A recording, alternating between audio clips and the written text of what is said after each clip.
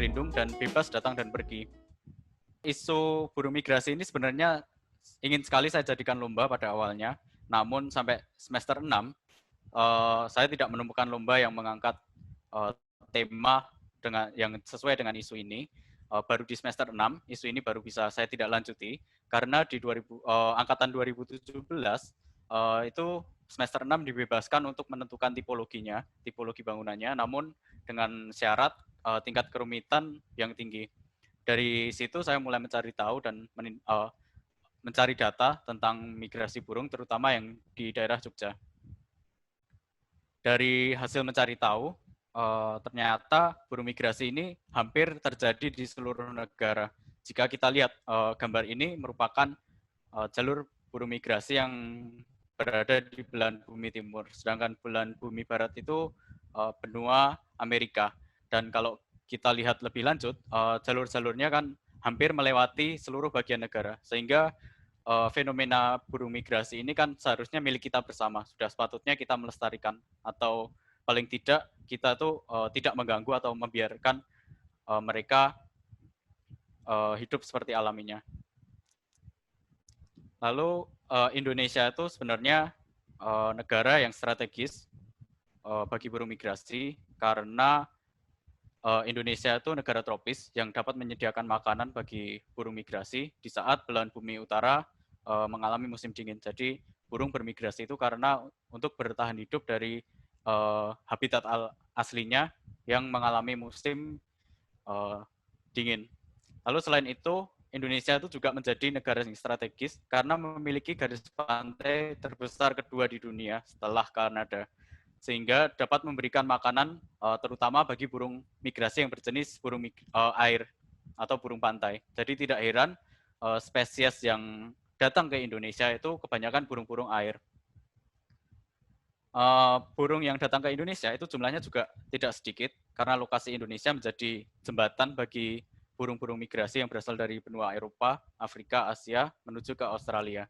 Dan jumlahnya yang berhenti ke Indonesia, jadi tidak hanya transit tapi berhenti, itu juga tidak sedikit, hanya burung-burung, karena hanya burung besar saja yang dapat bermigrasi sampai ke Australia. Perlu diketahui bahwa burung itu terbang, dapat menyeberangi lautan, tapi mereka tidak dapat menyeberangi samudra. Sehingga burung terbang itu tetap berada di atas daratan.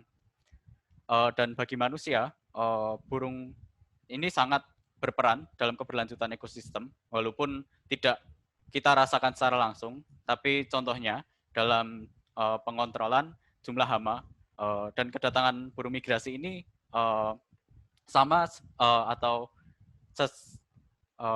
di saat musim Indonesia itu mengalami musim penghujan. Di saat itu jumlah hama yang tinggi dan burung migrasi datang untuk pengontrol jumlah hama. Lalu untuk jumlahnya, setiap tahunnya terdapat 262 spesies burung migrasi yang berada di Indonesia, dan jumlahnya ini berbeda-beda tiap tahunnya, dan 124 spesies itu termasuk burung dilindungi, dan 19 diantaranya terancam punah. Di balik banyaknya burung migrasi yang ke Indonesia tadi, dan kestrategisan Indonesia bagi burung migrasi, masyarakat Indonesia itu juga turut serta meracuni burung dunia. Walaupun kita tidak secara langsung meracuni, tapi kita turut serta dengan menempati urutan kedua sebagai penyumbang sampah ke lautan terbesar di dunia setelah Cina. Tercatat, 90% burung laut itu telah mengonsumsi mikroplastik dan 100 juta hewan laut mati tiap tahunnya akibat sampah plastik. Di Jogja, koloni burung migrasi itu banyak sekali dan di tiap kabupaten ada. Tapi yang saya ketahui itu ada di daerah Gondomanan yang saya ketahui untuk pertama kali, dan di Pantai Trisik yang akan saya bahas lebih lanjut. Dan tercatat di Pantai Trisik itu terdapat 44 burung migrasi yang mendiami sekitaran pantai dan muara Progo. Dalam perjalanannya ke Jogja, bukan berarti burung migrasi ini tidak mengalami gangguan sama sekali. Bagi warga, kehadiran burung migrasi itu menyebabkan kotoran yang mengganggu aktivitas perdagangan, terutama di daerah Gondomanan, karena kawasan tersebut merupakan kawasan komersial dan kawasan perdagangan jasa. Sedangkan bagi burung, mereka mengalami kekerasan dan perburuan, dan seringkali diusir dengan cara-cara kekerasan seperti penggunaan petasan atau penggunaan gelah bambu. Lalu untuk di pantai Trisiknya, sebenarnya permasalahan yang ditimbulkan oleh masyarakat itu sedikit, sama seperti di daerah Gondomanan, kekerasan dan pengusiran. Namun jika dilihat dari lokasi Pantai Trisik dan Muara Progo, lokasi tersebut menjadi masalah karena kehadiran Bandara Baru Yogyakarta International Airport. Karena lokasi Pantai Trisik itu termasuk dalam KKOP YIA. KKOP itu kawasan keselamatan operasi penerbangan, jadi ada garis lingkar aktivitas penerbangan dengan ketinggian 154 meter. Yang berarti burung itu menjadi ancaman penerbangan yang berakhir pada potensi keselamatan penerbangan. Dan dari sudut pandang burung, kehadiran YIA itu juga mengganggu karena aktivitas penerbangannya yang mengakibatkan burung semakin lama bergerak ke arah timur. Nah, pergerakan tersebut ditakutkan akan bergerak ke kawasan padat penduduk yang dapat mengakibatkan permasalahan baru. Oleh karena itu, diperlukan lokasi yang baru untuk mewadai burung migrasi ini dan menjadi titik baru, titik migrasi baru yang akan di masa depan bagi burung migrasi. Selain itu, penetapan lokasi ini diharapkan dapat menjaga kualitas makanan burung sehingga burung tidak makan makanan yang mengandung mikroplastik, dan yang terpenting lokasinya harus berada di luar KKOP YIA untuk menghindari burung sebagai ancaman penerbangan. Nah, di sini saya memilih lokasi kawasan Pantai Baros yang terletak di barat muara Sungai Opak. Lokasi ini dipilih karena memiliki kesamaan karakteristik alam yang sama dengan lokasi sebelumnya, yaitu Pantai Trisik dan Muara Progo. Selain itu, Pantai Baros ini merupakan pantai yang dipenuhi hutan mangrove, jadi ideal untuk berlindung bagi burung air. Dan kondisi alam sekitar Pantai Baros juga masih terjaga dan terletak jauh di permukiman warga, sehingga gangguan masyarakat dan gangguan sampah dapat dihindarkan. Tercatat di Pantai Baros itu telah ada 4 jenis burung air yang telah menempati lokasi tersebut, sehingga sudah ada asesmen dari burung untuk menempati lokasi tersebut. Nah, ini untuk site yang saya ambil didominasi oleh pekarangan dan terdapat hutan mangrove pada bagian selatannya.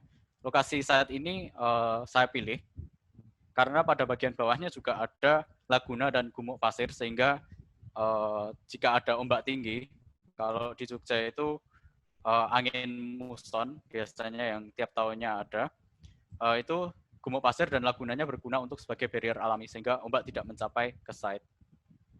Nah, lalu kalian yang bertanya-tanya, Exodus itu apa? Exodus itu saya jadikan judul karena Exodus itu sebenarnya proses pemindahannya. Jika di bahasa Indonesia kan the Exodus itu berarti keluaran atau berpindah secara rame-rame. Nah, terinspirasi dari the Exodus atau kisah keluaran tentang Musa mengeluarkan bangsa Israel dari perbudakan Firaun, saya menganalogikan kisah tersebut menjadi konsep untuk mengeluarkan burung-burung tadi yang berada di lokasi yang tidak tepat atau yang lokasi yang mengancam eksistensi mereka menuju ke lokasi yang telah saya ajukan ya, di Pantai Baros tadi. Caranya, cara memindahkannya itu dengan menggunakan modul yang berada di bagian kiri. Modul ini dilengkapi dengan kotoran, sehingga burung mau hinggap ke modul tersebut. Kotoran ini berguna sebagai penanda atau teritori. Jadi sifat burung itu sama seperti sifat hewan lainnya, dia teritorial. Kalau hewan rumahan itu seperti kucing, dia pipis itu untuk menandai teritorinya, sehingga kucing jantan lainnya tidak berada di teritorinya. Nah, burung juga sama, tapi menandainya dengan kotorannya. Bau kotorannya itu untuk menandai teritorinya. Lalu modul ini diberikan makanan itu untuk men-trigger agar burung mau berkumpul di modul tersebut. Lalu modul ini dipasang di sepanjang dari titik lokasi burung berada sekarang, dari Pantai Trisik menuju ke Pantai Baros. Setelah burung-burung itu berkumpul di modul itu, hari demi hari modul yang dekat di Pantai Trisik itu dipindah ke Pantai Baros. Hari demi hari dan satu demi satu, agar burungnya tidak mengalami trauma atau tidak kaget istilahnya, dan agar memberikan waktu bagi burung untuk beradaptasi dengan lingkungan barunya. Sebenarnya cara ini telah diimplementasikan di Koleru Bird Sanctuary di India. Namun konteksnya modul di sana digunakan sebagai pengganti pohon karena lahan di Koleru Bird Sanctuary itu berupa rawa yang minim pohon, sedangkan burung itu membutuhkan pohon untuk tempat tinggalnya. Dan pemerintah setempat berusaha untuk menanam pohon, tapi selalu mati karena akibat dari kotoran burung pelikan yang mengandung toksik, sehingga bibit pohon itu tidak dapat tumbuh.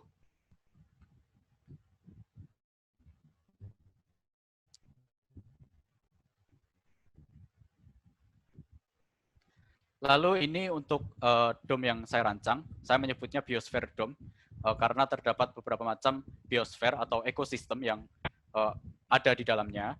Biosphere Dome ini memiliki lubang besar di atasnya untuk burung bebas datang dan pergi, namun juga ada penglingkup untuk mengontrol hewan-hewan yang tidak diharapkan untuk keluar dari dome tersebut, seperti misalnya serangga atau hama, karena lokasi saat itu dekat dengan kawasan pertanian, jadi hama tidak diharapkan untuk keluar dari dome tersebut. Dome ini berguna juga sebagai akses bagi manusia untuk melihat kehidupan burung di habitat aslinya itu gimana, dan dengan perilaku aslinya itu gimana.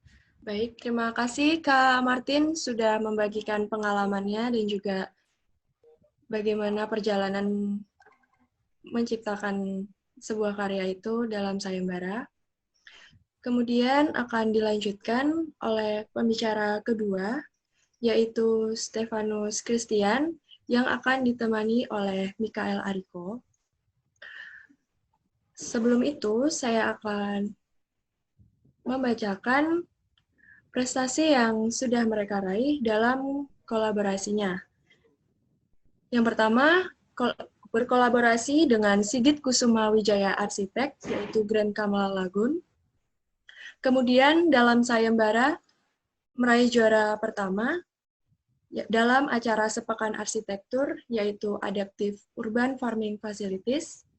Kemudian meraih juara ketiga dalam Architecture Fair, dan juga Podomoro Design Festival, yang mendapatkan Honorable Mention.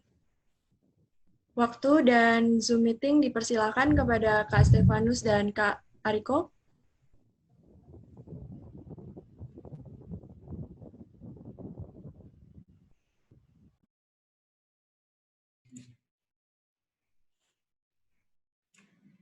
Oke, gambarnya udah keluar ya? Oke, selamat semua. Terima kasih atas kesempatan yang sudah diberikan ke kita untuk sore kali ini dapat berbagi dengan kita semua. Sebelumnya, kami berdua akan sharing untuk dua lomba yang pernah kami ikuti. Yang pertama itu lomba Lulus Escape Bridge di FER UI, dan yang kedua di Sahidan Urban Vertikultur dia di Pekan Arsitektur 2020 juga. Ini untuk yang pertama kami akan sharing lomba yang dari FER UI. Sebelumnya, untuk sebuah lomba itu kita perlu memahami dulu sih sebenarnya arah lombanya akan kemana. Dan kita bisa lihat dari titornya, sebenarnya cukup jelas goals-nya, terus latar belakangnya. Dan dalam lomba ini sebenarnya yang diminta adalah sebuah urban detox. Artinya di Jakarta itu tidak terlalu padat, terlalu ramai, dan orangnya terlalu sibuk, sehingga diperlukan suatu desain yang mampu membuat warga ini lebih refresh, lebih segar, dan menjalani keseharian itu lebih lebih menikmati lah, istilahnya seperti itu. Dalam TOR juga sudah tertulis sangat jelas, tantangan yang diperlukan adalah mampu menarasikan sebuah urban space menjadi sebuah pengalaman yang menyenangkan untuk semua orang di sana, dan itu akan dikaitkan dengan pembangunan MRT yang ada di Jakarta. Dan ide awalnya adalah bagaimana desain ini dapat dimasukkan atau mengintervensi tatanan yang sudah ada, tapi kita nggak terlalu banyak mengubah tatanan yang sudah ada, artinya kita akan punya adaptasi di situ sebenarnya. Dan koordinator pula sudah dijelaskan ada beberapa keywords yang dapat kita jadikan acuan atau patokan. Yang pertama adalah urban happiness, yang kedua adalah intellectual computing, overall qualities, dan narrating culture. Dan itu sudah cukup jelas dari dasar bagaimana kita akan merancang berikutnya. Jadi analisis store itu di awal lomba menurut kami itu sangat penting sehingga kita jadi tahu akan membuat seperti apa sih nantinya desain itu. Dan dalam TOR juga dijelaskan ada 13 site yang bisa kita pilih. Itu adalah 13 stasiun MRT yang ada di Jakarta. Dan kita bebas memilih di antara itu. Dan setiap pilihan kita tentu harus berdasar atau memiliki satu kekhasan yang menjadi apa ya, lebih punya nilai yang lebih apa ya, responsif terhadap site-nya juga. Nah, untuk itu kita berangkat dari peta MRT-nya dulu sebenarnya. Sebelum kita memilih site, kita lihat dulu. MRT itu ada 13, berawal di Lebak Bulus di Jakarta Selatan dan berakhir di Bundaran HI di Jakarta Pusat. Ini baru koridor yang bersama ada satu. Dan setiap stasiun itu akan dikoneksikan dengan bus Transjakarta. Kita bisa lihat ada banyak koridor yang terkoneksi sebenarnya. Dan yang kita pilih adalah stasiun Lebak Bulus yang ada di selatan, paling selatan, dan stasiun Pangkal pertama. Dan stasiun ini sebenarnya punya fasilitas yang tidak hanya stasiun aja, tapi dia merupakan depo, tempat untuk perawatan kereta, dan tentunya untuk inspeksi dan pengecekan jalur awal. Itu semua intinya, bengkel ya dan sebagainya di situ. Dan kita bisa melihat dari analisis makro sebenarnya potensi untuk pengguna kendaraan umum di Jakarta masih sangat besar, karena sebagian besar itu masih menggunakan kendaraan pribadi, sehingga kita nggak heran kalau di Jakarta itu sering macet dan banyak tumpukan kendaraan di berbagai jalan yang paling sering dilewati. Dan karena banyak juga orang-orang dari luar Jakarta itu bekerja di Jakarta, sehingga ketika pagi hari dan sore hari masih terjadi kemacetan. Dan tentunya kendaraan umum yang baru ini sangat potensial untuk dikembangkan lebih jauh lagi. Nah, untuk ruang-ruang hijau di Jakarta juga kita mengamati sebenarnya setiap tahun itu akan mengalami penurunan dari tahun ke tahun, dan ini ada dua peta di tahun 2007 dan 2013 bahwa cakupan ruang hijau di Jakarta itu semakin menurun setiap tahunnya, dan bahkan proyeksi masa depannya akan di bawah standar, yaitu minimal kan ruang hijaunya ada 30%, sedangkan Jakarta untuk tahun 2013 baru 9,9%. Tentunya masih sangat jauh dari standar. Nah, apa kita memilih Lebak Bulus? Karena ada ini juga koneksinya cukup banyak, dan ini sebuah titik persimpangan dari 3 provinsi sebenarnya, Jawa Barat, Banten, dan Jakarta. Karena kita di Pangkal, dan kita bisa lihat dari cakupan 350 meter, 200 meter, dia memiliki potensi untuk terkoneksi dengan area-area di sekitarnya, dari mall, dari perumahan, dari jalan tol, bis, dan sebagainya. Oke, jadi di stasiun MRT Lebak Bulus ini karena dia ada di Pangkal ya, karena sangat crowded ya untuk transportasinya, dan di sana itu juga sudah menerapkan adanya Transit Oriented Development atau TOD di stasiun lain Lebak Bulus, yang karena setiap moda itu akan saling terintegrasi ya, kita bisa munculkan potensi pasarnya di sana itu untuk kita selesaikan. Itu kami bisa lebih menantang dan lebih banyak yang bisa kita selesaikan di sana. Oke, ini untuk pemetaannya kita juga memetakan juga area komersial yang ada di sana. Dan itu hubungannya apa sih? Jadi kita kan bicara tentang user pengguna itu, aktivitasnya setelah dia naik turun dari MRT itu seperti apa sih? Maksudnya kan bisa jadi kan nggak hanya mereka hanya sekedar hanya turun dari MRT kemudian berpindah langsung pulang, tapi kita juga melihat ada interaksi, ada atraksi apa yang ada di sana itu. Jadi bisa nggak sih mereka nggak sekedar naik turun MRT doang terus pulang kantor dan lain sebagainya. Jadi kita yang kita tekankan sih lebih mengarah ke gimana kita melihat keadaan yang ada di sana, terus kita istilahnya kita suntik sedikit aja itu kita meresponnya itu bagaimana supaya bisa menjadi lebih bagus saja gitu. Ini potensial pedestrian flow ini kami juga kesana juga sih sebenarnya kemarin melihat dan merasakan sendiri peta pergerakan dari para pejalan kaki itu kurang lebih ya cuman ada di 2 arah ini sih sebenarnya paling potensial, dari arah MRT menuju ke arah mallnya itu, ada mall di sebelah kanan dan ada tempat parkir di bawah LMRT juga, jadi orang akan mengarah dari stasiun dan ke arah mall atau tempat parkir. Nah ini terus kita juga lihat karena lalu lintas yang benar-benar padat, jadi nggak ada titik penyeberangan yang mana orang kalau mau nyebrang tuh yang lebih safe itu cukup jauh ya muternya. Zebra crossing juga sebenarnya nggak ada di sana karena di sana itu ada underpass, jadi ya cukup kerepotan karena saking padatnya jalan di sana. Dan untuk alur pikirnya mungkin buat teman-teman, jadi selama kita mendesain itu kita juga lebih gampang sih, sebenarnya ini lebih membantu aja ya. Lebih sederhananya kalau kayak gini, kita memetakan masalahnya ada seperti ini, simpul jalan yang padat, minumnya ruang terbuka, terbatasnya ruang tunggu, dan kawasan orientasi transit tadi sebagai potensi. Terus ini kemudian kita lihat secara makro itu di sana merupakan MRT yang ada di pangkal, artinya dia MRT-nya pengunjungnya terbanyak, dan itu dengan adanya lapak-lapak tadi yang memiliki nilai ekonomi itu bisa meningkatkan nilai ekonomi yang ada di sana. Dan gagasannya sini kita ambil sederhananya ada 3 sebenarnya: koneksi, distraksi, dan rekreasi. Kenapa? Ya, mengarahkan ke isunya tadi, isu terkait masalah dan potensinya itu kita coba ambil benang merahnya. Jadi bisa nggak sih kita membuat koneksi bukan hanya ke dalam tapi keluar? Bisa nggak sih orang itu naik MRT nggak hanya karena ada MRT-nya, tapi ada sesuatu yang menarik di MRT-nya. Jadi ya dengan kata lain orang nggak cuma buat naik turun, tapi bisa nggak sih mereka berekreasi di sana sekalian.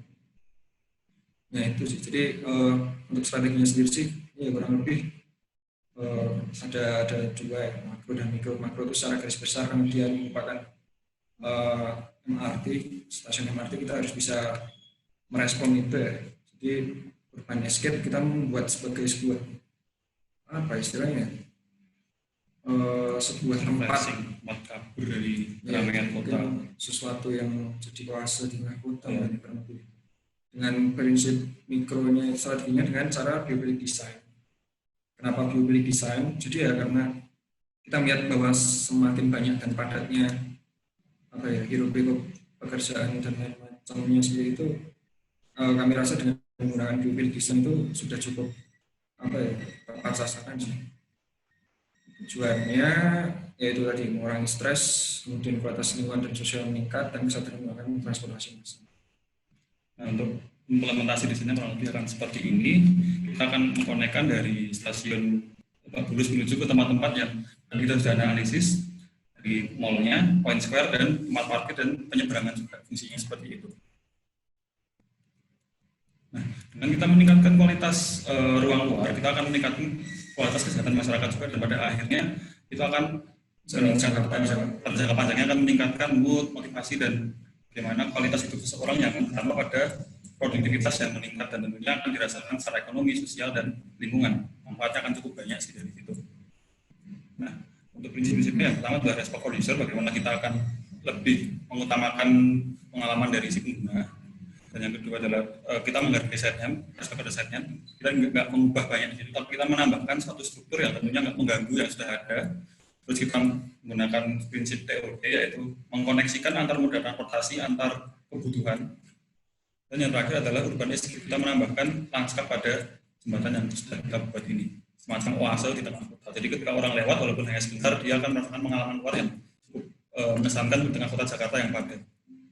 Ini untuk situasinya seperti ini, dia semacam struktur yang menumpang di atas area yang sudah ada.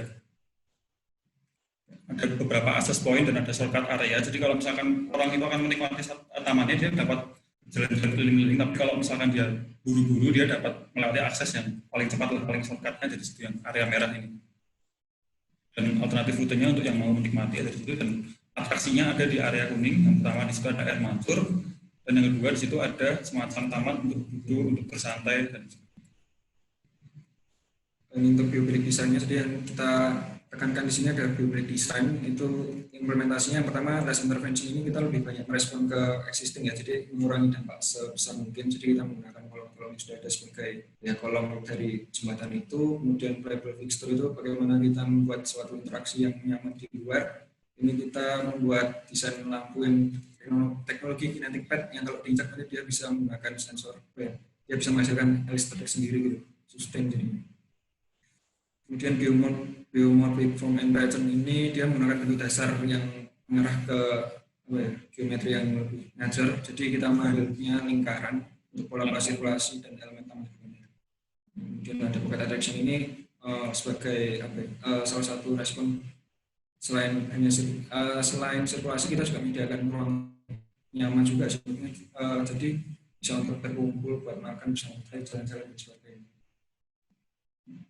Untuk material connection with nature ini kita juga menghadirkan unsur-unsur elemen alam di bangunan ini ya, jadi seperti dek kayu dan lain sebagainya.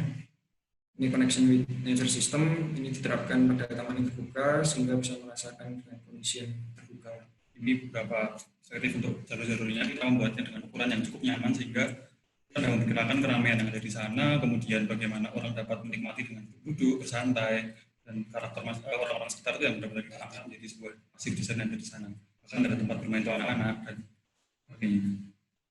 Dan untuk yang kedua, ada Saidan Urban Verticator. Ini adalah lomba di Sepekan Arsitektur 2020. Kita dari tornya dulu. Yang pertama diminta adalah kita diminta untuk membuat sebuah modul urban farming yang dapat difungsikan pula sebagai ruang terbuka hijau pada daerah perkotaan yang tidak ditentukan kotanya ada di mana, kita bebas memilih, dan tersebut dapat menjadi semacam ruang yang produktif tapi juga dapat sebagai ruang publik, dua fungsi yang bersamaan.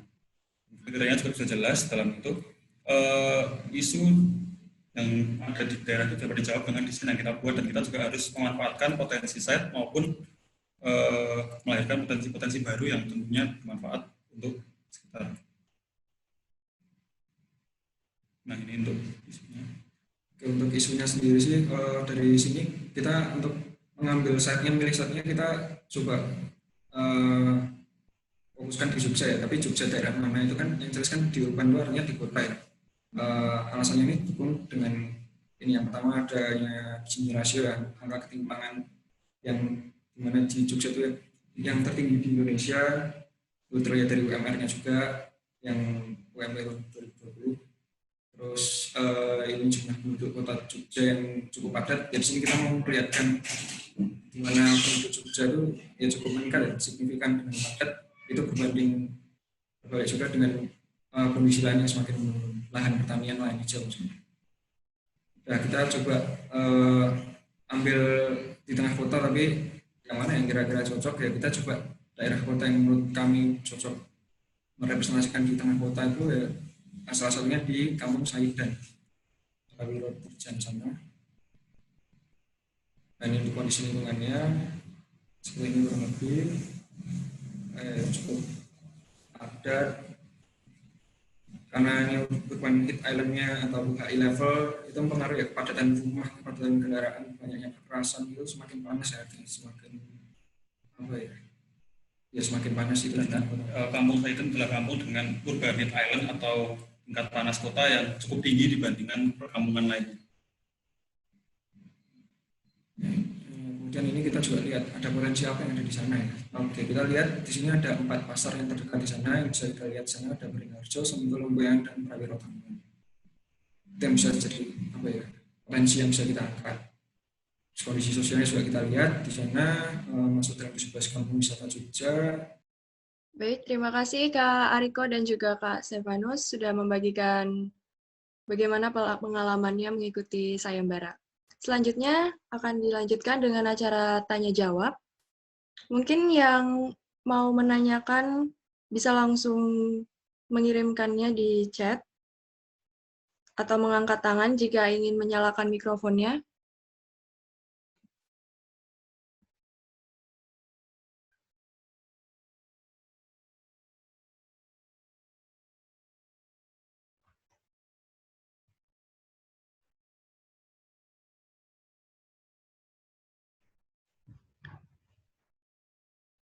Ya, sudah ada satu pertanyaan yang masuk dari Faisal Abdurrahman, Universitas Gadjah Mada, dengan pertanyaan, untuk mengikuti sayembara, apakah lebih baik mencari latar belakang masalah dan solusi yang unik, atau lebih baik mencari latar belakang masalah dan solusi yang urgent? Dan apakah ada alasannya? Mungkin bisa dijawab pertama oleh pembicara pertama, Kak Martin. Ya, eh, saya jawab ya.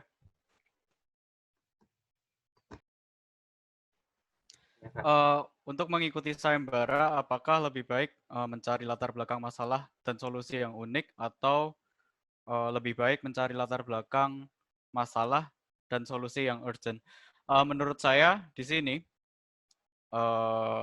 tergantung lombanya. Kalau lombanya akan direalisasikan, pasti kan berguna. Jadi saya kalau direalisasikan pasti lebih baik yang urgent. Tapi kalau tidak direalisasikan, lebih ke arah sesuatu yang inovatif, pasti saya akan lebih mencari masalah dan solusi yang unik. Begitu menurut saya. Jadi tergantung dari lombanya apa, tergantung dari tornya yang diminta itu apa. Tapi lebih baik kalau bisa memenuhi dua-duanya, unik tapi juga urgent. Begitu dari saya. Terima kasih. Boleh langsung dilanjutin sama Kak Ariko atau Kak Stefanus? Oke, untuk pertanyaannya sih, lebih baik mencari latar belakang masalah dan solusi yang unik, atau lebih baik mencari latar belakang masalah dan solusi yang urgent. Kalau kami sih sebenarnya, kalau bisa unik dan urgent sih sebenarnya bagus ya, karena mending sedikit berbeda daripada sedikit lebih baik sih menurut kami. Jadi yang benar-benar melihat apa ya, yang benar-benar eye catching, yang bisa juri lihat sekelebat gitu ya istilahnya. Jadi udah sepintas gitu dan cukup menarik sih menurut kami sih. Ada harus mengorbankan beberapa elemen karena keterbatasan fungsi dan urgensi gitu. Kecuali memang di tornya itu sendiri sudah diminta adanya batasan dan adanya arahan-arahan. Kalau memang lombanya lebih fleksibel menurut kami, ya ditumpahkan aja semua ide seliar mungkin sih, karena justru melalui sayembara itu biasanya keluar ide-ide gila gitu, maksudnya yang lebih sekalian aja maksudnya, nggak usah ngomong. Kalau kami sih kurang lebih kayak gitu. Jadi kalau dari yang contoh yang tadi misalnya ya, kalau dilihat sih memang harus sedikit lebih berani ya. Kami juga sebenarnya mengambil risiko sih, tapi ya kembali lagi sih, kita juga nggak tahu bakal menang atau enggak, tapi yang jelas kita mencoba sedikit berbeda aja. Terus sebenarnya juga tergantung karakter lombanya juga ya, karena kayak Martin bilang, tergantung karakter lombanya juga. Apakah nanti lomba ini akan mengarah ke sesuatu yang realistis atau lebih utopis, dan nanti tentunya penyelesaiannya juga berbeda. Jadi urgent atau unik itu juga tergantung karakternya, dan penyelesaiannya juga nanti akan berbeda-beda. Ada yang bisa diselesaikan secara konservatif dengan konsep-konsep yang cukup sederhana, atau kita membutuhkan konsep yang radikal. Tentunya pengemasannya juga menarik ya, yang radikal atau konservatif, tergantung kebutuhan semua. Dan kalau kami sih sebenarnya apa ya, kadang penyelesaian yang radikal, yang gila itu lebih menarik daripada yang konservatif, tapi itu juga tergantung karakternya lagi, kita kembali ke sana. Dan harus bukan berarti nggak rasional, tapi tetap harus dalam satu koridornya juga sih. Jadi tetap ada goalsnya juga yang membahas itu. Rasanya jelas. Nggak langsung seliar mungkin sih. Lebih gitu. Lihat konteksnya sih. Mungkin itu sih.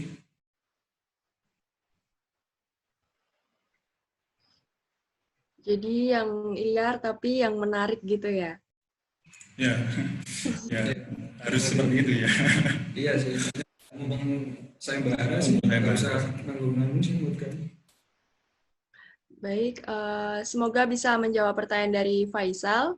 Dilanjutkan dengan pertanyaan dari Vincent Chandra dari Universitas Atmajaya Yogyakarta. Sekiranya dalam memilih site, wilayah, ataupun kota yang menjadi studi kasus desain, sekiranya apa saja faktor yang akan menjadi pertimbangannya? Boleh dijawab dari Kak Martin? Ya, kalau dalam kasus The Exodus tadi,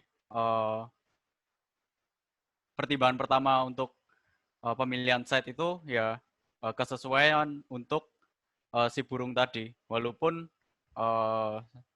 dalam prosesnya itu sebenarnya saya dapat masalah di site situ karena site di pinggir sungai itu masuk ke dalam sempadan sungai dan sempadan pantai, dan site yang dapat dibangun itu sedikit sekali.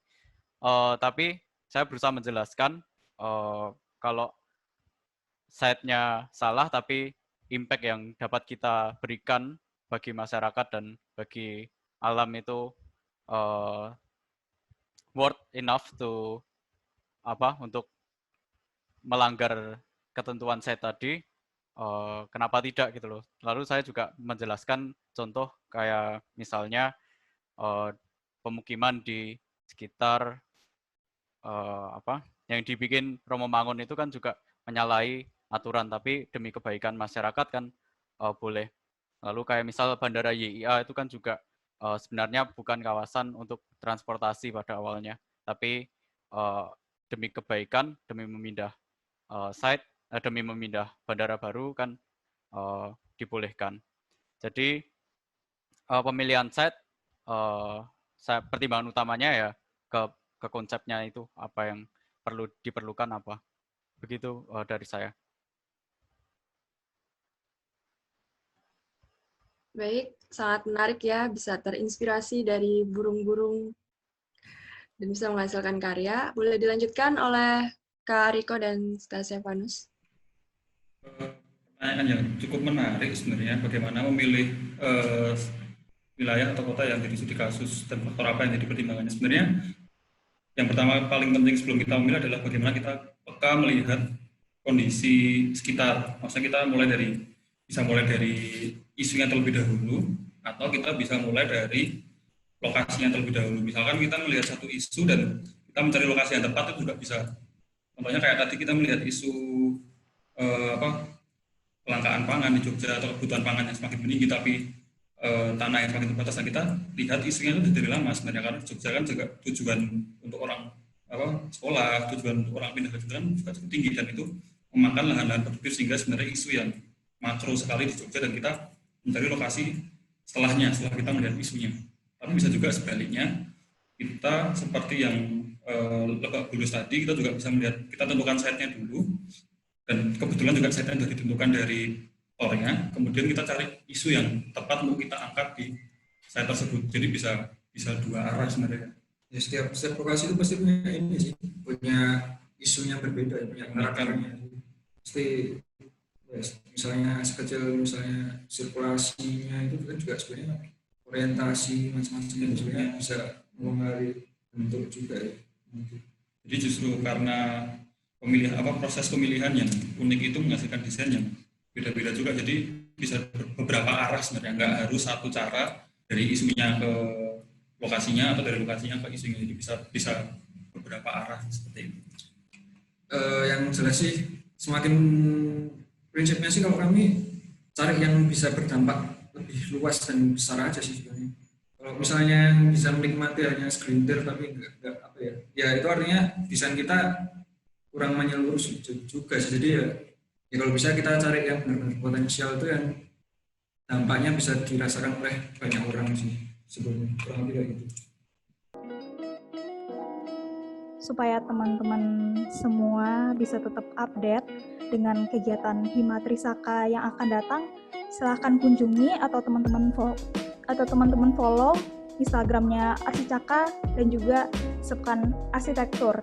Nanti akan kami kirimkan link Instagramnya. Terima kasih. Silahkan kembali ke moderator. Baik, terima kasih dari Biro Cerdis.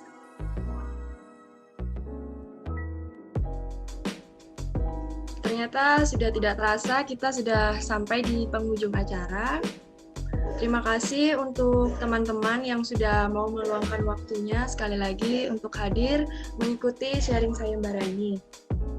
Dan semoga ilmu serta pengalaman yang mungkin sudah disampaikan oleh Kak Martin dan juga Kak Ariko serta Kak Stefanus bisa bermanfaat bagi tugas studio kita atau karya-karya kita ke depannya. Selanjutnya akan ditutup dengan doa. Doa menurut kepercayaan masing-masing. Mari kita berdoa, dimulai.